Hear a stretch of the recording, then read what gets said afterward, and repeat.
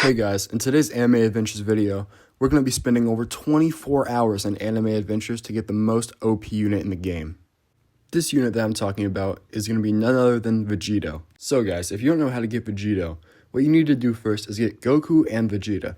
And you can do that by summoning for them in the banner, as they appear pretty often. As you can see here, I actually have both Goku and Vegeta right now. My Goku does have a Reaper trait on it, which is not too great, and we can try to fix that later on, but it'll work for now. As you guys can see here, they both still need a lot of takedowns in order to be actually able to evolve. And that's not even with all the materials we need, but we'll get to that in a minute. So if we come over here to this evolve station, we'll be able to actually see what they need to evolve.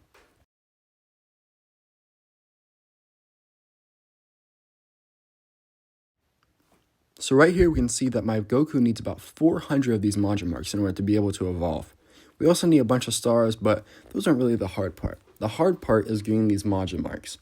And you guys might be asking, how do you get Majin marks? We'll discuss that in a minute. But first, we'll go ahead and check out this Vegeta first. As you can see, my Vegeta also needs about 400. So in total, you'll need about 800 of these Majin marks in order to actually evolve both Goku and Vegeta to get Vegeta. Now for those of you wondering how to get the Majin marks, you want to come over here to this raid section. The first option on the raids, you'll have the Sacred Planet, with all these different levels, each one giving you a different amount of Majin marks. The first one giving you 5 to 9, and the last one giving you all the way to 22 to 28. Now, as I'm sure you can tell, these numbers are nowhere near 400, so we'll actually have to do a lot of these in order to get the Goku. In order to make this more challenging though, I'm going to be coming over here to the raid shop, and I'm going to be purchasing these fusion earrings with my Majin marks that I have already.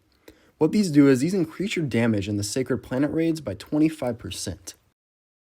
Now, I'm just going to buy as many as I can with as much as I have so I can get as close to 0 as possible so I can make this challenge kind of like starting from scratch almost. Alright guys, so we've actually already used all of our Majin marks, so as you can see we only have 4 of these left, which means the challenge has finally begun. Alright guys, so as you can see we're now in our raid. I went ahead and picked the hardest one just so I could get out of the way and show you guys just how hard these raids actually are. I've done one of these before and it was a struggle trying to beat it. Now, you guys might be saying, well, what makes it so hard? There's 6 of you. That's not the issue. The manpower we have isn't the problem. It's just how hard this raid really is. Let me show you guys. So we finally made it to wave 1, and let me go ahead and place down a bubble first so I can get some money going. And let me come over here and show you guys their health. Starting off, the first people have 324,000 health. That is a ridiculous number, guys, especially considering it only gets higher from here. And when you consider most units have about 15k starting damage, it makes this a lot tougher, even with 6 people. Alright guys, we're on wave 7 now, and as you can see, we actually got a nice little setup going. This guy managed to set up some buffs on the hill and a unique guts down here on the bottom to support. Now, if we look at this unique guts' damage, it is crazy, especially considering that's not a true 100% buff yet. I'm going to go ahead and put my golden guts beside his, but as you guys can clearly see, my damage is nothing compared to his.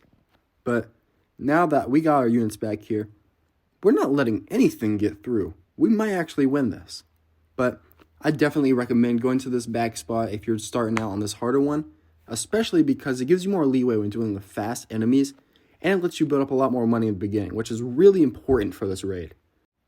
Alright guys, and we actually managed to defeat Kid Buu in the end. As you can see, we're finishing him up right now. 3, 2, and 1. Let's see my rewards. 1 relic shard, 24 Majin marks. No Kid Buu though, so that's a little disappointing, but I guess it is only a 3% chance in this raid, so I can't be too upset about that. I mean, I'm bound to get him eventually. Alright, we're now on our second raid here, and we're finishing up Kid Buu and then Fat Buu. This one, we actually use the same strategy as the last one, so this seems like a pretty common thing in these raids.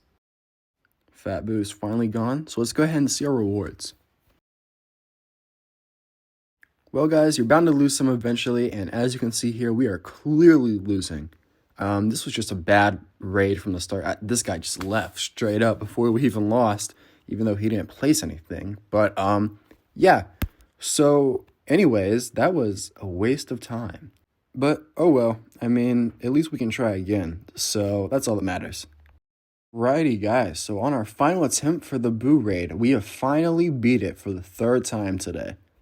Now, this is a super great method if you were able to do it unlimited times throughout this entire grind because it gives you double the margin marks most of the time. So as you can see here, 24 of them.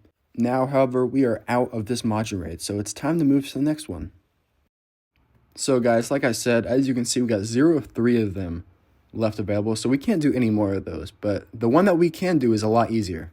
So let me show you guys. Right here, as you can see, they start with 119,000 health. That is like almost less than half of what the other raid was. So I think that means this is going to be 2 times easier. Probably. Something like that. I don't know.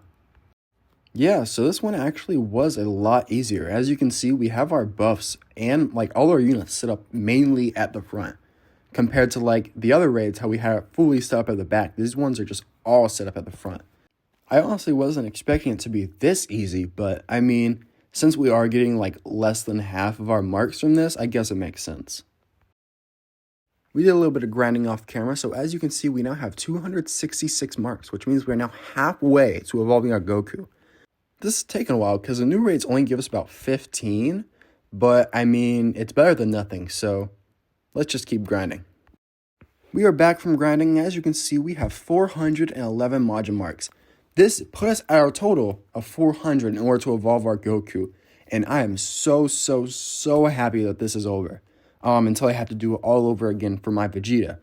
But it just took so long, guys, because we only get about 15 from the new margin raid. So as you can see, we did 7 of those.